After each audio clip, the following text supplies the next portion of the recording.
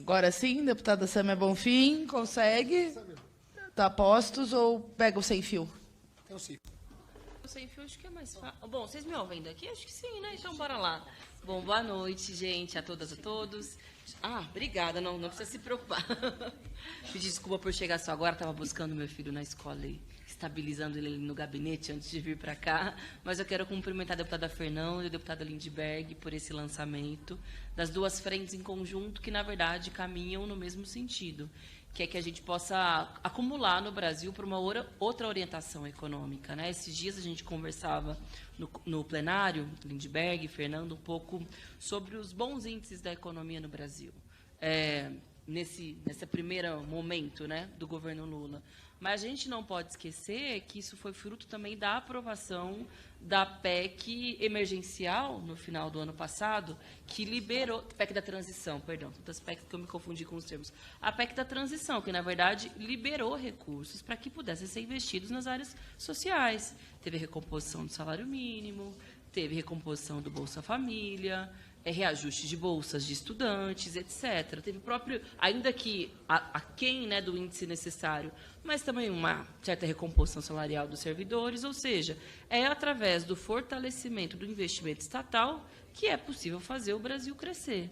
Agora, o que vem acontecendo nos últimos anos no Brasil, e infelizmente também tem uma pressão sistemática e acaba sendo uma concretização ao longo desses primeiros meses de governo, é também um avanço ou a continuidade da agenda liberal, né?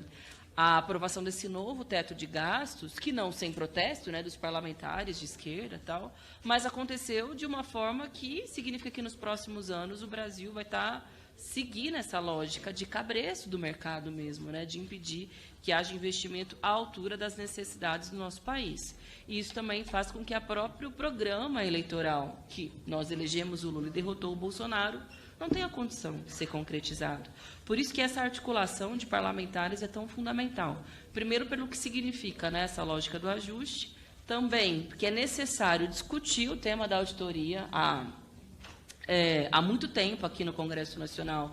Isso é um tema que ronda, mas dificilmente se pauta, né, nas comissões, se vira um compromisso, de fato, do conjunto dos parlamentares, e esse é o nosso compromisso. A frente tem que servir para inaugurar, né, um novo momento no país, de uma agenda, de fato, que se comprometa com que os recursos públicos sejam do povo e não dos banqueiros.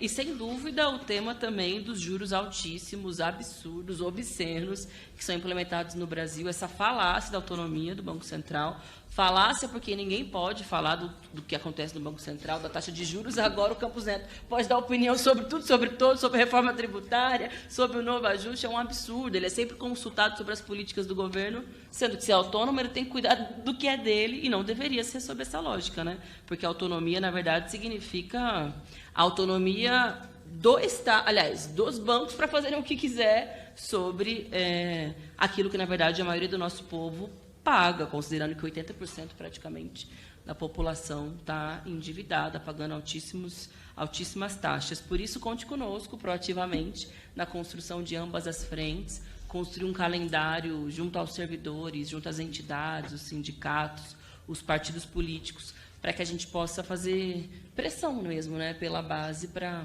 ter uma inversão dessa lógica da política neoliberal no Brasil. Obrigada e, mais uma vez, parabéns, gente. Estamos juntos. Nós que agradecemos a tua presença. Eu já tinha dito no início que estava todo mundo entre comissão, plenária, estava uma correria danada, mas é muito importante todos os deputados e deputadas que passaram por aqui. E a nossa combativa, claro, companheira Sâmia Bonfim. Eu vou precisar da ajuda do Rodrigo para ver o que falta de inscrições aqui, pedindo para o pessoal, né, para a gente tentar fazer as intervenções em 2 minutos, porque a gente tinha o limite das 19 horas no plenário, mas a gente pode seguir mais um pouquinho para ouvir todas as entidades que quiserem falar. Vou pedir a ajuda do Rodrigo para ver quem aqui está inscrito. Vou pegar a Fazubra. Estou vendo que o Wagner já falou? Já falou todo mundo. Já falou todo mundo. Fena Fisco, já chamei. Chamei a Viviane agora. CNPq, o Roberto Muniz. Já foi. O Getúlio da Aba. O Raul Loureiro da Gempu já tinha chamado. O Francisco do Proifes. Lorismar Duarte, da FENAPRF, que é a Federação Nacional de Nossos Policiais Rodoviários Federais. Isabelle Ribeiro, da OUMA, ou da OUMA. Sim pro DF. Professor Kleber. Oi.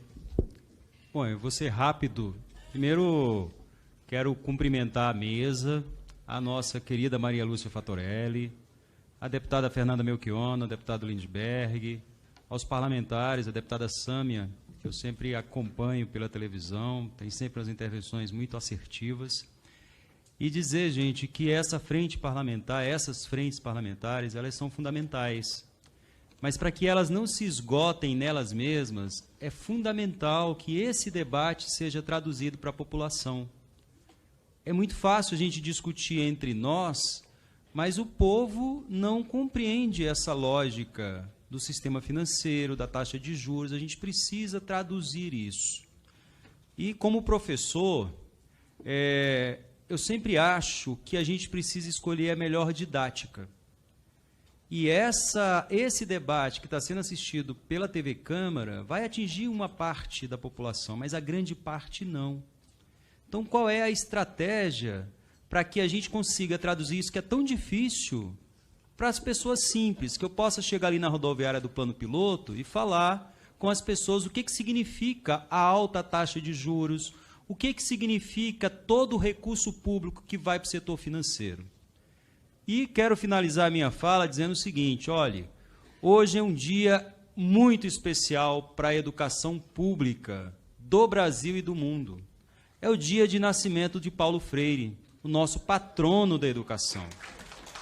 Eu acho que a gente queria propor aí os parlamentares para fazer essa homenagem também no parlamento, não esquecer dessa data, porque Paulo Freire é um elemento estrutural, é uma figura fundamental nesse debate da extrema-direita que a gente vem fazendo ao longo dos anos, que não se encerrou ainda. Então é importante reafirmar a importância de Paulo Freire. Mais uma vez, parabéns à deputada Fernanda, ao deputado Lindbergh, por essas frentes aí. Podem contar com os sindicatos professores do Distrito Federal. Nós estamos sempre presentes, representamos os professores, professoras, orientadores e orientadoras da educação pública do Distrito Federal. Muito obrigada, professor Kleber, então, né? Muito obrigada pela presença e pela lembrança. 102 anos do nascimento do nosso Paulo Freire. Vamos, então, para o último inscrito, que é o Felipe, da ANFA. Com a ajuda dos universitários aqui, organizamos a lista. Felipe, da ANFA, por favor. Boa noite a todos. Cumprimento inicialmente a deputada Fernanda Melchiona e o deputado Lindbergh Farias. Com isso, cumprimento todos os parlamentares que já passaram por aqui, os que ainda estão presentes. Agradeço a Maria Lúcia Fatorelli, em nome da Auditoria Cidadã da Dívida, pelo convite, né? Em nome do nosso presidente Janus Pablo, estamos aqui para nos pronunciar, né? Meu nome é Felipe José de Carvalho Correia, eu sou o diretor do departamento da Diretoria de Relações Institucionais do Sindicato Nacional dos Auditores Fiscais Federais Agropecuários, os auditores do Ministério da Agricultura, o ANFA Sindical. E até para agilizar, eu acho que eu vou ler algumas anotações que eu fiz, que eu acho que fica mais fácil. A criação da Frente Parlamentar sobre o limite dos juros e a auditoria integral da dívida pública com participação popular, simultânea criação da Frente contra os juros abusivos, são iniciativas cruciais para abordar questões econômicas de extrema importância para o Brasil. Essas duas frentes reúnem diferentes setores da sociedade em busca de soluções para problemas que afetam diretamente a economia do nosso país.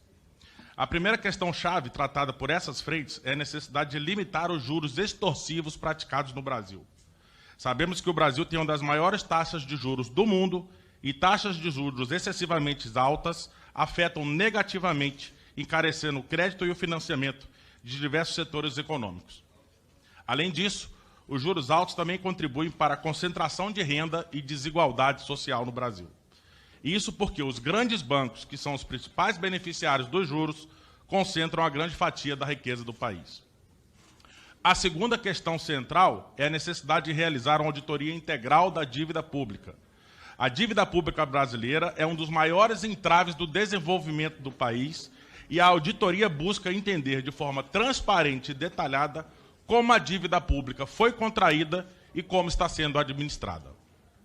Isso é fundamental porque a dívida compromete uma grande parcela do orçamento federal e a gestão da mesma pode ter um impacto significativo nas finanças públicas e, por consequência, nos investimentos em áreas como infraestrutura, educação e saúde.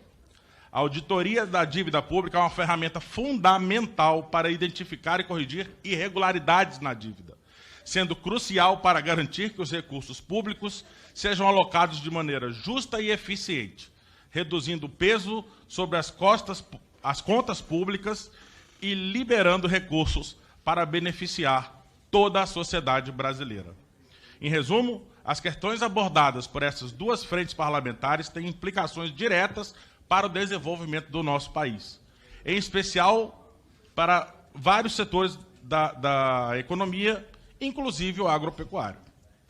A criação da Frente Parlamentar sobre o limite dos juros e a auditoria integral da dívida pública com participação popular, bastante ênfase nessa participação popular, é um passo importante para avançar nessas discussões. Limitar os juros extorsivos e auditar a dívida pública são medidas que podem contribuir para fortalecer todos os setores da economia, garantindo recursos adequados para o seu desenvolvimento e, ao mesmo tempo, promovendo uma gestão financeira mais responsável e transparente no país. Parabéns a todos os envolvidos na criação dessas duas frentes. A Auditoria Cidadã da Dívida é uma associação sem fins lucrativos e precisamos do seu apoio para produzir e divulgar o nosso material. Então, deixe seu like, compartilhe, comente, se inscreva no nosso canal, é grátis. E se você quiser e puder, doe através do Pix 12 537 204 000145. Agradecemos a todos pelo apoio e vamos juntos pela Auditoria da Dívida já!